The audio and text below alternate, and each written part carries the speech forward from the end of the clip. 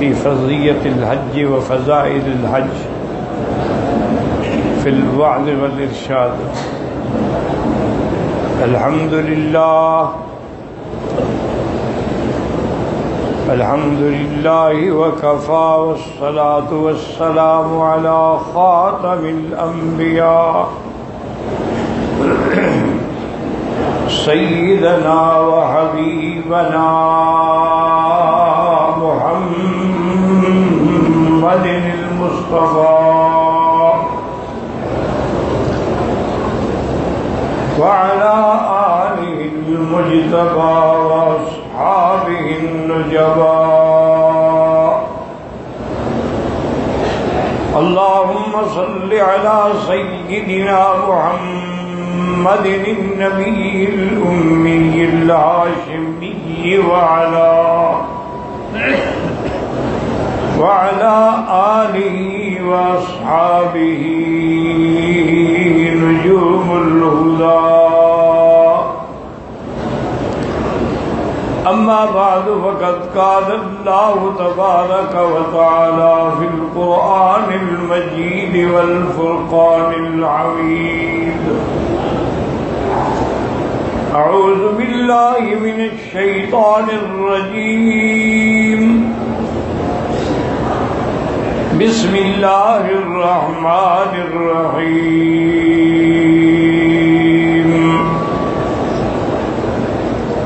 وَلِلَّهِ عَلَى النَّاسِ حِجُّ الْبَيْتِ مَنِ اسْتَطَاعَ إِلَيْهِ سَبِيلًا وَمَنْ كَفَرَ فَإِنَّ اللَّهَ غَنِيٌّ عَنِ الْعَالَمِينَ.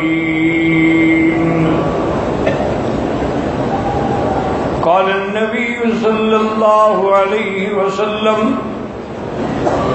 العمرة إلى العمرة كفارة لما بينهما، والحج المبرور ليس له جزاء إلا الجنة، أو كما قال النبي صلى الله عليه وسلم. صدق الله العلي العظيم، وصدق رسوله النبي الكريم، ونحن على ذلك لمن الشاهدين ومن الشاكرين، والحمد لله رب العالمين. رب اشرح لي صدري ويسر لي أمري واحلل عقدة من لساني يفقهوا قولي. رب زدني علما، سبحانك لا علم لنا إلا ما علمتنا إنك أنت العليم الحكيم. برادران اسلام، واجب الاحترام بزرگوں، دوستوں، بھائیوں، عزیز نوجوانوں، اللہ تبارک و تعالیٰ کے کلام مقدس میں سے ایک آیت مبارکہ اور آقا انعامدار حبیب کبریا سیدنا محمد مصطفیٰ وعلى آلہ المجتبى صلی اللہ علیہ وعلى آلہ وسلم تسلیما کثیرا کثیرا کے فرامین مبارکہ میں سے ایک حدیث تلاوت کی ہے. دعا فرمائیں کہ اللہ تعالیٰ ایسا عاجل رسیت عافیت کاملہ عاجلہ دائمہ اور حق بات بیان کرنے کی توفیق عطا فرمائیں. آپ کو حق سننے سمجھنے کی اور ہم سب کو مل کر حق پر چلنے کی توفیق عطا فرمائیں. پروردگار عالم تمام آنے والوں کی حاضری، حج، عمرہ، زیارات، صدقات، خیرات منظور و مقبول فرمائیں. آج کے درس میں جو میں نے آیت پڑھی ہے اس کا تعلق ہے حج سے. اچھی طرح سمجھ لیں کہ آج کے دور میں تمام دنیا کے مذاہب جو ہیں وہ اپنے اپنے انداز میں عیدیں مناتے ہیں، تہوار مناتے ہیں۔ جیسے عیسائی ہیں انہوں نے کرسمس منانا ہے، ہندو ہیں کوئی ہولی کوئی دیوالی مناتے ہیں، یہودی مناتے ہیں، سکھ مناتے ہیں۔ تمام ادیان جو اس وقت دنیا میں موجود ہیں سب کسی نہ کسی شکل میں اپنے تہوار پورے کرتے ہیں، لیکن ان کے پاس اپنے ان تہوار کے منانے پر کوئی دلیل نہیں ہے، ان کی کتابوں میں بھی نہیں ہے۔ یعنی کوئی عیسائی کرسمس انجیل سے ثابت نہیں کر سکتا، کوئی ہندو ہولی دیوالی کے تہوار اپنے وید جو ہیں ان سے ثابت نہیں کر سکتے، کوئی سکھ گرنتھ سے ثابت نہیں کرتے، یعنی ان کے پاس کوئی دلیل نہیں ہے کہ رواج ہے چلا آ رہا ہے، باپ دادے کے انداز پہ وہ کر رہے ہیں۔ جیسے مشرکین مکہ کہتے تھے کیوں بدھوں کی پوجا کرتے ہو، کہا انا وجدنا آباءنا، ہمارے باپ دادا جو کرتے تھے ہم بھی اسی کے راستے پہ چل رہے ہیں۔ لیکن الحمدللہ ثم الحمدللہ اسلام اتنا عظیم دین ہے، جامع مانع کامل مکمل، کہ اس کا ہر حکم جو ہے اس پہ دلیل ہے۔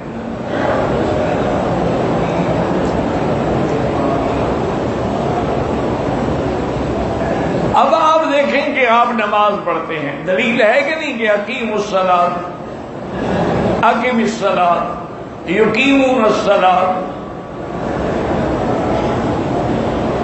اسی طرح زکوٰۃ ہے تو اللہ کے قرآن میں حکم ہے کہ آتوا الزکوٰۃ خذ من اموالہم صدقۃ تطہرہم بہا، دلیل ہے۔ اسی طرح حج ہے، یہ نہیں ہے کہ ہم نے خود ایک میلہ بنا رکھا ہے، باقی حج کے لیے اللہ کا قرآن بھی ہے، فرمان محمد مصطفیٰ بھی ہے، اجماع امت بھی ہے اور تعامل امت بھی ہے۔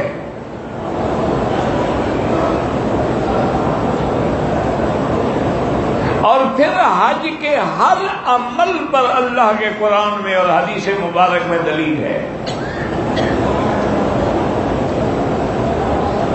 جیسے اللہ نے فرمایا وَلِلَّهِ عَلَى النَّاسِ حِجُّ الْبَيْتِ مَنِ اسْتَطَاعَ إِلَيْهِ سَبِيلًا۔ اللہ نے فرمایا کہ خالص اللہ کے لیے بغیر ریا سمعت شہرت کے لوگوں پر اللہ نے حج فرض کر دیا ہے، لیکن صرف ان پہ جو اس راستے کی طاقت رکھتے ہیں، یعنی ہر بندے پہ فرض نہیں ہے، صرف ان بندوں پہ فرض ہے جو طاقت رکھتے ہیں۔ کیا مانا کہ گھر کے خرچے کے بعد اپنے گھر سے آ کے مکہ مبارک اور حج کے ارکان ادا کر کے واپس جانے تک خرچہ موجود ہے، اور پھر حج جو ہے زندگی میں ایک دفعہ فرض ہے۔ اسی طرح حدیث میں حضور نے فرمایا اللہ فرض علیکم الحج فحجوا، اللہ نے حج فرض کر دیا ہے، حج کرو۔ اور ایک روایت میں ہے کہ ایک صحابی کھڑے، انہوں نے کہا لِكُلِّ عَامٍ یا رسول اللہ، ہر سال حج کرنا ہوگا، آپ چپ ہو گئے۔ دوسری دفعہ انہوں نے پوچھا کہ لِكُلِّ عَامٍ یا رسول اللہ، کیا ہر سال حج کرنا ہوگا، آپ چپ ہو گئے۔ تیسری دفعہ انہوں نے پوچھا، آپ چپ ہو گئے، اور چوتھی دفعہ میں اللہ کے بندے کیا پوچھ رہے ہو، اگر میں کہہ دیتا کہ ہاں ہر سال ہے تو اللہ فرض کر دیتے ہر سال، پھر کون ادا کرتا ہر سال حج؟ یہ تو اللہ کا کرم ہے کہ حج زندگی میں دفعہ فرض ہے، اور اس کے لیے بھی شرط ہے کہ مسلمان ہو، عاقل ہو، بالغ ہو، صاحب استطاعت ہو، اس پر زندگی میں ایک دفعہ حج فرض ہے۔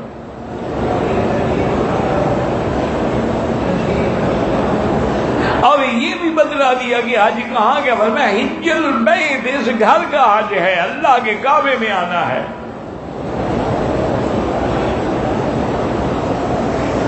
اور اسی طرح اللہ نے قرآن میں یہ بھی بتلا دیا کہ الحج اشہر معلومات، حج کے چند مہینے ہیں جو معلومات ہیں، یعنی شوال سے موسم حج شروع ہو گیا، شوال، ذی القعدہ اور ذی الحج۔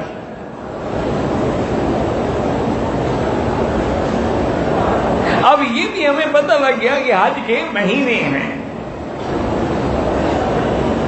اور اسی طرح اللہ نے ہمیں یہ بھی حکم بتلا دیا کہ حج میں آنے کے بعد طواف جو ہے، فرمایا وَلْيَطَّوَّفُوا بِالْبَيْتِ الْعَتِيقِ، اللہ کے گھر کا طواف کریں۔ ہم صفا مروہ دوڑتے اپنی طرف سے نہیں، تو فرمایا ان الصفا والمروہ من شعائر اللہ،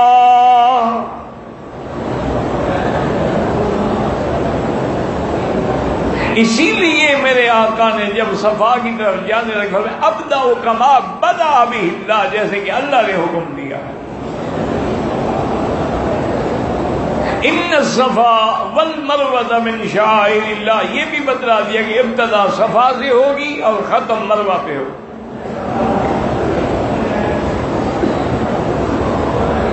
اسی طرح طواف کے بعد جو ہم نے 2 رکعات پڑھنی ہیں وہ بھی بتا دیا کہ وَاتَّخِذُوا مِن مَّقَامِ إِبْرَاهِيمَ مُصَلًّى، کہ مقام ابراہیم کو نماز کی جگہ پکڑو اور 2 رکعات وہاں پڑھو۔ یہ الگ بات ہے کہ وہاں جگہ نہ ملے تو پھر پورے حرم میں کہیں بھی پڑھ سکتے ہیں۔ یہ بھی اللہ نے قرآن میں بتلا دیا۔ اب اسی طرح مینا ہے، عرفات ہے، مزدلفہ ہے، وہ بھی ہم نے نہیں بنایا ہے۔ حضرت ابراہیم نے درخواست کی تھی کہ ربنا ارنا مناسکنا وتب علینا انک انت التواب الرحیم۔ ان کو تمام مناسک اور مشاعر دکھلائے گئے، اور اللہ تبارک و تعالی نے ہمیں بھی فرمایا وَاذْكُرُوا اللَّهَ فِي أَيَّامٍ مَّعْدُودَاتٍ، یہ بھی فرمایا لَيْسَ عَلَيْكُمْ جُنَاحٌ أَن تَبْتَغُوا فَضْلًا مِّن رَّبِّكُمْ، اگر حج کے دنوں میں تم کوئی رزق کمانا چاہتے ہو، مزدوری کر رہے ہو، ڈیوٹی کر رہے ہو، کوئی چیز بیچ رہے ہو، خرید رہے ہو، وہ جائز ہے۔ فَإِذَا أَفَضْتُم مِّنْ عَرَفَاتٍ، جب عرفات سے چلو، اب عرفات بھی قرآن میں آیا۔ میرا اللہ پھر وہاں سے کہاں آئیں گے؟ فرمایا وَاذْكُرُوا اللَّهَ عِندَ الْمَشْعَرِ الْحَرَامِ، مزدلفہ، اس کا ذکر بھی قرآن میں آیا۔ یا اللہ مینا میں ہم نے آنے کے بعد جو ہے، مزدلفہ میں آنے کے بعد پھر کیا فرمایا یوم الحج الاکبر، حج الاکبر کیا ہے؟ 10 تاریخ۔ اب پھر 11 اور 12 کے بارے میں وہ بھی قرآن میں فمن تعجل فی یومین فلا اثم علیہ وَمَن تَأَخَّرَ فَلَا إِثْمَ عَلَيْهِ لِمَنِ اتَّقَىٰ، اگر کوئی 2 دن یعنی 11-12 کی کنکریاں مار کے آ جائے تو کوئی گناہ نہیں، اگر 13 کی بھی کنکریاں مارے تو اس میں بھی کوئی حرج نہیں، بلکہ اور زیادہ ثواب ہے۔ یعنی حج کا کوئی رکن، کوئی فرض ایسا نہیں جس کا ذکر اللہ کے قرآن میں نہ ہو یا حضور کی حدیث میں نہ ہو۔ حضور صلی اللہ علیہ وسلم سے پوچھا گیا کہ افضل العمل کیا ہے، تو تو آپ نے فرمایا کہ الجہاد فی سبیل اللہ، اس کے بعد پوچھا کہ انہوں نے کہا الحج، اللہ کے راستے میں حج کرنا جو ہے وہ سب سے افضل عمل۔ اسی طرح حضور نے یہ بھی فرمایا کہ جو بندہ حج کرتا ہے اس کے سارے گناہ جو ہے وہ معاف ہو جاتے ہیں۔ اسی طرح حضور نے یہ بھی فرما دیا کہ الحج عرفہ، حج عرفات کا نام ہے۔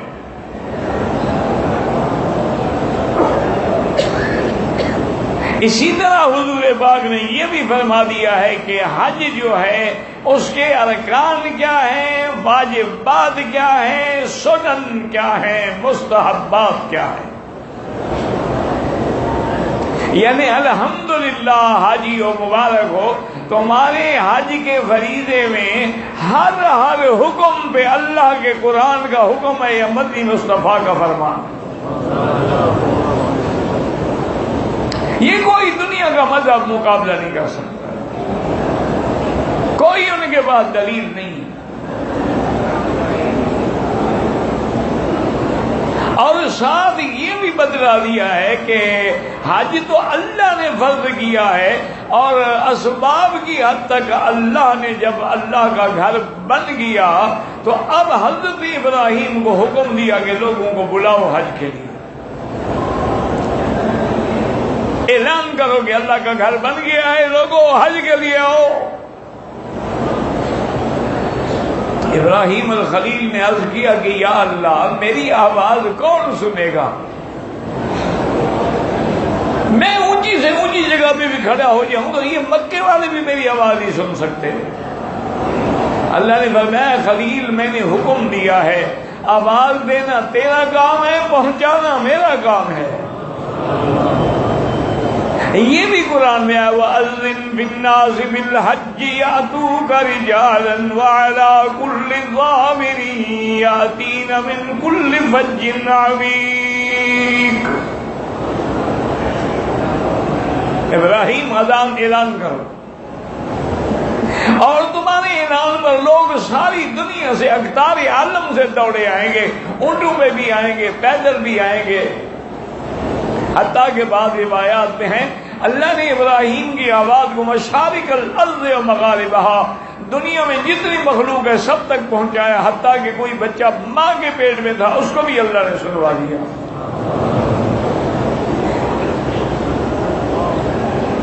تو اس لیے بڑے آرام سے کوشش یہ کریں کہ ہمارا حج جو ہے وہ عین سنت کے مطابق ادا ہو۔ اس کو میلہ نہ سمجھیں کہ جہاں لوگ جائیں گے ہم بھی چلے جائیں گے۔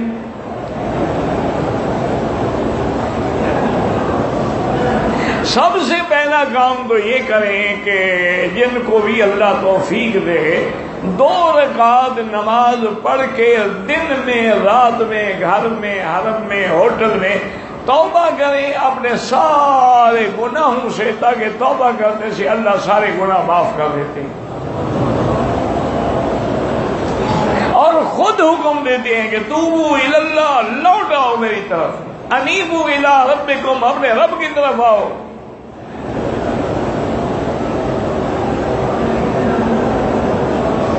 اس کے بعد یہ سمجھ لیں کہ انشاءاللہ ثم اب مختصر میں ذرا حج کا بتا دیتا ہوں، تفصیل تو خیر انشاءاللہ ہوتی رہے گی، کہ اب ہر آدمی نے سنت کے مطابق 8 تاریخ کو احرام باندھنا ہے۔ جو لوگ اپنے میقات سے قران کا احرام باندھ کے آئیں گے، یعنی عمرہ حج ملا کے، وہ تو ویسے احرام میں ہوں گے، ان نے کوئی نیا احرام تو نہیں باندھنا۔ اور جن لوگوں نے اپنے احرام سے، اپنے میقات سے حج افراد کی نیت کر کے احرام باندھا ہے، وہ بھی احرام میں ہیں۔ اور جو لوگ جو ہیں تمتع والے ہیں، یعنی اشہر حج میں عمرہ بھی کر لیا ہے اور اب حج بھی کریں گے، اس کو کہتے ہیں تمتع۔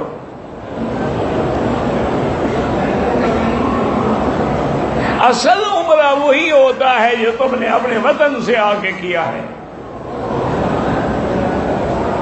عمرہ کرنے کے بعد اب 8 تاریخ تک آپ پر کوئی پابندی نہیں، ہر چیز حلال ہے، کپڑے بھی پہنو، خوشبو لگاؤ، میاں بیوی بھی نے. تمتع کا معنی یہ کہ نفع اٹھاؤ.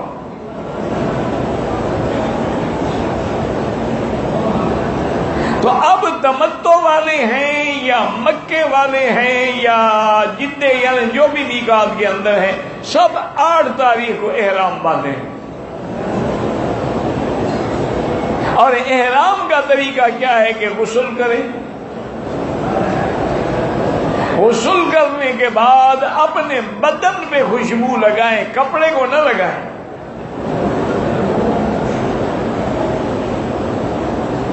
اور اس کے بعد 2 چادریں. مرد کے لیے افضل یہ ہے کہ 2 چادریں ہوں، سلی ہوئی بھی نہ ہوں اور سفید ہوں. یہ افضل ہے. نہیں ہے سفید، لنگی ہے کوئی بات نہیں، تولیہ ہے کوئی بات نہیں، ایک چادر ہے ایک لنگی ہے تب بھی کوئی بات نہیں. لیکن افضل یہ ہے کہ 2 چادریں ہوں، سفید ہوں اور سلی ہوئی نہ ہوں. لیکن اگر کسی چادر میں سلائی ہوتی ہے جیسے اس کے کنارے پر یا درمیان میں، وہ اس کا بھی کوئی حرج نہیں.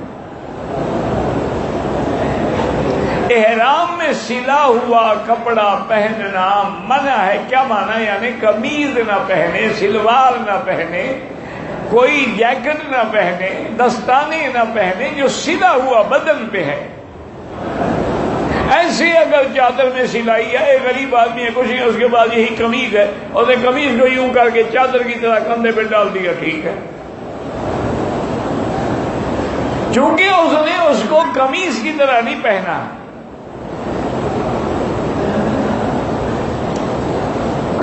اور جتنی عورتیں ہیں میری بیٹیاں بہنیں، ان کے لیے کوئی احرام نہیں ہوتا. جو بھی کپڑے ان نے پہنے ہوئے ہیں اسی میں وہ نیت کر لیں. یہ جو سفید کپڑا پہنتی ہیں، باندھتی ہیں، یہ بھی چلو بال نہ کھلیں، کسی کی بالوں پہ نظر نہ پڑے. لیکن یہ یاد رکھیں کہ بہت ساری میری بیٹیاں جو ہیں نماز پڑھتی ہیں تو مسا اس کے اوپر کر دیتی ہیں، نہ وضو ہوگا نہ نماز ہوگی، کیونکہ اس شریعت کا کوئی حکم نہیں، نہ کوئی زخم ہے کہ پٹی بندھی ہوئی ہے. وہ اتار کے مسا کریں گی اور جو کپڑے پہنے ہوئے ہیں بس اسی میں لبیک بحجۃ لبیک اللہم لبیک لبیک لا شریک لک لبیک. اب حج کے احرام سے پہلے 2 رکعت پڑھنا جو ہے یہ سنت ہے، ثواب ہے، کوئی نہ بھی پڑھے تو کوئی ضروری نہیں. اچھا کوئی آدمی فرض نماز پڑھنے کے لیے آیا، نماز پڑھ کے سلام پھیر کے نیت کر دی، ٹھیک ہے، کوئی منع نہیں. اور اگر سنت پڑھنے کا موقع ملے تو سر پہ کپڑا ڈال کے پڑھیں. ابھی آپ کا احرام شروع نہیں ہوا، لوگ پہلے سے ہی کندھا نکال لیتے ہیں، ابھی 2 رکعت ہی نہیں پڑھی، نیت ہی نہیں کی، لبیک بھی نہیں پڑھی.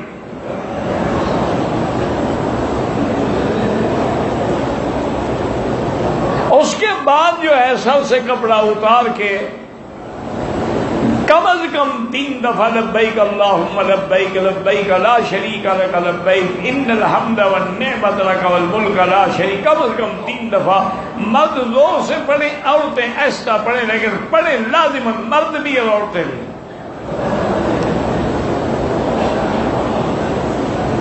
سنت یہ ہے کہ 8 تاریخ کو احرام باندھ کے سیدھا ہم نے مینا جانا ہے، اور مینا میں ہمیں افضل اعلیٰ یہ ہے کہ ظہر سے پہلے پہنچ جائیں، اور ظہر، عصر، مغرب اور عشاء کی نمازیں جو ہیں ہم نے مینا میں پڑھنی ہے، فجر کی بھی مینا میں پڑھنی ہے. یہ افضل ہے، اعلیٰ ہے. لیکن کوئی 7 کو بھی مینا پہنچ گیا کوئی حرج نہیں، کوئی 8 کو ظہر سے پہلے نہیں پہنچا، بعد میں پہنچا، عصر میں پہنچا، مغرب میں پہنچا، عشاء پہنچا، تب بھی کوئی حرج نہیں۔ لیکن ایک بات میری یاد رکھ لیں کہ سنت پر عمل کرنے کے لیے تو صرف وہ حاجی حج کر سکتے ہیں جو پیدل کریں۔ اگر وہ قافلے کے ساتھ ہیں، بسوں کے ساتھ ہیں، گروپ کے ساتھ ہیں، ان کی اپنی مرضی چلتی ہی نہیں ہے، ان کو تو 7 کو مغرب اور عشاء کے بعد بھی نہ بھیجنا شروع کر دیں گے، وہ مجبور ہیں، وہ جائیں گے، کوئی حرج نہیں۔ اب سنت کے مطابق کوئی چلے کہ جی میں ظہر سے پہلے پہنچی، وہ تو پھر پیدل والا ہی کر سکتا ہے، اور پیدل جوان چلے، کوئی بوڑھا یا عورت نہ چلے۔ شوق میں چل پڑتے ہیں اور بعد میں نعوذ باللہ چڑچڑے ہو جاتے ہیں، گالیاں دیتے ہیں، اپنے حج کو برباد کر دیتے ہیں۔ اس سے بہتر ہے کہ پھر آپ بسوں میں جائیں۔ اب افضل یہی ہے کہ ظہر، عصر، مغرب، عشاء اور فجر کی نماز یعنی 9 تاریخ کی فجر کی نماز بھی مینا میں پڑھے، اور جب سورج نکلے اور دھوپ پھیلنے لگے تو اب عرفات کے لیے چلے۔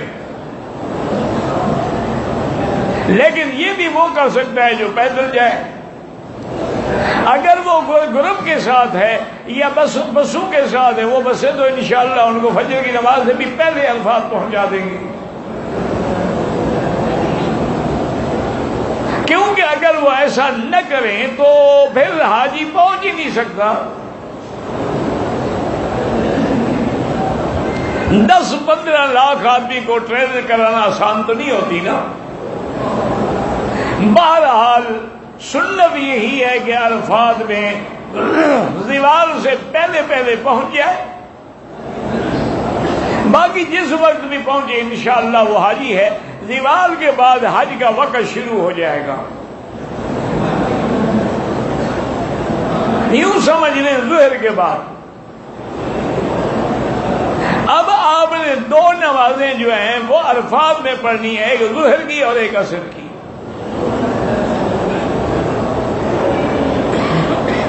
اور سارا دن عرفات میں رہنا ہے، اور جس قدر ہو سکے، چونکہ حج عرفات کا نام ہے، عرفات میں جتنا ممکن ہو سکے کھڑے ہو کے لمبی لمبی دعائیں مانگیں،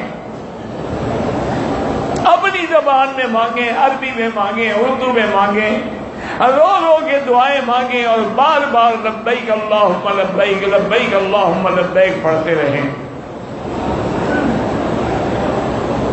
اب 9 کا سارا دن ہم نے کہاں گزارنا ہے؟ عرفات میں۔ سورج ڈوبنے سے پہلے عرفات کی حد سے نکلنا جو ہے وہ ناجائز ہے، اگر نکلے تو واپس آ جائے، ورنہ دم پڑ جائے گی۔ اور عرفات کی نشانیاں، علامات، بورڈ لگے ہوئے ہیں کہ یہ عرفات ہے، یہ بدایہ ہے، یہ نہایہ ہے، یہاں سے شروع ہو رہی ہے حج، یہاں ختم ہو رہی ہے۔ عرفات میں جبل رحمت میں جانا ضروری نہیں ہے، اگر قریب ہیں چلے جائیں، ورنہ ضروری نہیں ہے کہ آپ جبل رحمت میں جائیں اور واپسی پہ خیمہ ہی نہ ملے۔ مغرب کے بعد انشاءاللہ ہم عرفات سے نکلیں گے، لیکن نماز نہیں پڑھیں گے۔ اب سورج ڈوب گیا، مغرب کا وقت ہو گیا ہے، لیکن نماز نہیں پڑھیں گے۔ سارے قافلے چل پڑیں گے مزدلفہ کی طرف۔ مزدلفہ میں پہنچنے کے بعد مغرب اور عشاء دونوں نمازیں مزدلفہ میں پڑھیں گے۔ پہلے مغرب پڑھیں گے، اس کے بعد عشاء پڑھیں گے، چاہے جس وقت بھی پہنچے، ہمارے بس میں تو نہیں ہے نا۔ کوئی جلدی پہنچ جاتے ہیں، کوئی ساری رات لگ جاتی ہے، ٹریفک جام ہو جاتی ہے۔ جب بھی پہنچے تو پہلے مغرب کی نماز پڑھیں گے، پھر عشاء کی پڑھیں گے، ایک اذان ہوگی، تکبیر ہر نماز کی الگ ہوگی۔ پھر رات مزدلفہ میں رہنی ہے۔ یہ رات بھی لیلۃ القدر کے برابر شان والی ہے، اور 10 تاریخ کی صبح کی نماز جو ہے وہ بھی مزدلفہ میں پڑھنی ہے۔ نماز پڑھ کے کھڑے ہو کے لمبی لمبی دعائیں کریں اور پھر مینا کی طرف چل پڑیں۔ کنکریاں مزدلفہ سے اٹھا لیں، کوئی ضروری نہیں ہے، ورنہ 7 کنکریاں اٹھا لیں جو پہلے دن آپ نے باندھی ہیں، باقی کنکریاں کہیں سے بھی آپ اٹھا سکتے ہیں، ساری وہاں سے اٹھا لیں تب بھی جائز ہے۔ اب 10 تاریخ کو ایک بات یہاں یہ بھی یاد رکھ لیں کہ اگر عورتیں ہیں، ضعیف ہیں، بیمار ہیں، مریض ہیں، بوڑھے ہیں، بچے ہیں، یا ڈیوٹی والے لوگ ہیں، یعنی کہ حرم میں ڈیوٹی ہے یا ڈاکٹر ہسپتالوں میں ڈیوٹی ہے، وہ مزدلفہ میں 12 بجے رات کے بعد بھی دونوں نمازیں پڑھ چکے ہیں تو رات میں مینا سے چل سکتے ہیں۔ وہ فجر کی نماز مینا میں پڑھیں تب بھی جائز ہے۔ اب مینا میں آنے کے بعد پہلا کام یہ ہوگا کہ جمرۃ العقبہ جو بڑا جمرہ ہے اس پہ 7 کنکریاں ماریں گے، اور کنکری مارتے ہوئے بسم اللہ اللہ اکبر رغما للشیطان وردا للرحمن، بسم اللہ اللہ اکبر رغما للشیطان وردا للرحمن، عربی کا لفظ ہے اللہ تیری رضا کے لیے اور شیطان کی ذلت کے لیے۔ جمرۃ العقبہ کا معنی یہ ہے کہ بڑا جمرہ، یعنی مینا سے جب آؤ گے تو جو سب سے آخر میں آتا ہے وہ بڑا ہے، پہلے چھوٹا آئے گا، پھر درمیانہ، پھر بڑا۔ جب آپ نے کنکریاں مار لی ہیں، اب دوسرا کام آپ نے کیا کرنا ہے کہ قربانی کرنے کے بعد تیسرا کام آپ نے کیا کرنا ہے کہ سر پہ اس طرح پھروائیں، سب سے افضل ہے کہ اس طرح پھروائیں۔ حضور پاک نے اس طرح پھروانے والوں کے لیے 3 دفعہ دعا کی ہے۔ اگر بال بڑے ہیں تو وہ کٹوا بھی سکتا ہے، لیکن سارے سر کے بال کٹوائے، یہ نہیں کہ ٹک لگائے۔ افضل یہی ہے کہ اس طرح پھروائے کہ حضور نے دعا مانگی اللہم اغفر للمحلقین، یا اللہ آج جو سر منڈا رہے ہیں ان کی مغفرت فرما۔ 3 دفعہ حضور نے محلقین کی دعا مانگی، 4تھی دفعہ بال کٹانے والوں کی۔ اب 10 تاریخ کو پہلا کام کیا تھا؟ کنکری ماریں، اور دوسرا کام قربانی کریں، اس کے بعد حل کرائیں۔ اب آپ کا احرام کھل گیا، پابندی ختم ہو گئی، کپڑے پہنے، غسل کریں، خوشبو لگائے، صرف بیوی حلال نہیں ہوگی جب تک طواف زیارت نہیں کرے گا۔ یہ تحلل اول تو ہے لیکن تحلل کامل نہیں ہے۔ ایک بات یاد رکھیں کہ اگر عرفات سے پہلے کسی نے بیوی سے جماع کر لیا حج ہی فاسد ہو گیا، اور اگر اس نے طواف زیارت سے پہلے جماع کر لیا تو ایک بڑا جانور دینا ہوگا۔ تو اب آپ نے آگے طواف زیارت کرنا ہے، اور طواف زیارت کے بعد صفا مروہ دوڑنی ہے، اور یہ صفا دوڑ کے طواف کر کے واپس مینا جانا ہے۔ اب جس وقت بھی پہنچے، مثلا آپ کو رات آئے، طواف کیا، دن ہو گیا، کوئی بات نہیں، مجبوری ہے، آپ کے ذمہ کیا ہے، مینا جائیں اور 11 کا دن بھی مینا میں رہیں۔ 11 تاریخ کو کنکریاں مارنے کے لیے وقت ظہر کے بعد شروع ہوگا، جو صبح صبح مارتے ہیں وہ غلط ہے، دم پڑ جائے گی۔ زہر کے بعد بھی پہلے اولا پہ چھوٹے شیطان پہ 7 کنکریاں، پھر درمیانے پہ 7 کنکریاں، پھر بڑے پہ 7 کنکریاں۔ جب 7 کنکریاں چھوٹے پہ مارنے لکھا ہوا ہے وہاں سب کچھ، اولا، وسطی، کبرا، چھوٹا، درمیانہ، بڑا، ہر زبان میں بورڈ لگے ہیں۔ جب پہلے شیطان کو کنکریاں مارے تو ہٹ کے قبلہ رخ کھڑے ہو کے لمبی دعا کریں گے، وہاں بھی دعا منظور ہوتی ہے۔ پھر جب دوسرے شیطان کو مارے تب بھی لمبی دعا کریں گے۔ جب آپ جمرۃ العقبہ کو کنکری ماریں گے تو اب دعا نہیں کریں گے۔ اب پھر آپ نے 12 کی رات بھی مینا میں رہنا ہے اور 12 کو بھی مینا میں رہنا ہے۔ 12 کو جب آپ مینا میں رہیں گے تو پھر آپ نے زوال کے بعد، جلدی نہیں، زوال کے بعد پھر آپ نے تینوں شیطانوں کو کنکریاں مارنی ہے اور کوشش یہ کریں کہ مغرب سے پہلے پہلے مینا سے نکل آئیں، لیکن کنکریاں مار کے۔ اب واپس آنے کے بعد آپ کے ذمہ کیا ہے کہ جس دن جانا ہے طواف الوداع کریں۔ ویسے طواف کرتے رہیں، کوئی پابندی نہیں ہے، لیکن جب جانا ہو، چونکہ بعض لوگ یہاں سے مدینہ جائیں گے، وہاں سے واپس چلے جائیں گے، بعض لوگ یہاں سے سیدھے جدہ واپس، جب جانا ہو اسی دن طواف الوداع کریں اور پھر اللہ تبارک و تعالی کے گھر روانہ ہوں۔ تو الحمدللہ مختصراً میں نے حج کی باتیں بتا دی ہیں، باقی تفصیل انشاءاللہ زندگی تو ہوتی رہے گی۔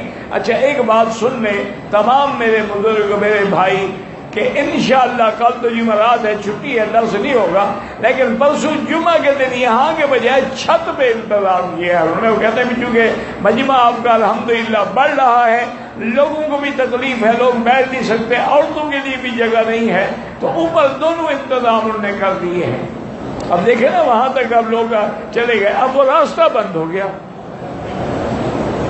تو اس لیے آپ کے علم میں ہونا چاہیے کہ جمعہ کے دن اس کے بعد جو ہے لفٹ جا رہی ہے اوپر چھت پہ، تو وہاں انشاءاللہ میں نے نہیں دیکھا، نہ میں نے کبھی چھت پہ درس دیا ہے، لیکن کہتے ہیں کہ وہاں کھلی جگہ بھی ہے، اہتمام بھی ہے، انتظام بھی ہے، عورتوں کے لیے الگ بیٹھنے کی جگہ بھی ہے۔ تو انشاءاللہ سب کو بتا دیں کل جمعرات ہے، درس نہیں ہوگا، پرسوں جمعہ والے دن انشاءاللہ جیسے یہاں آ جاتے ہیں وہاں اوپر آ جائیں۔ اللہ سب کی حاضری قبول فرمائے۔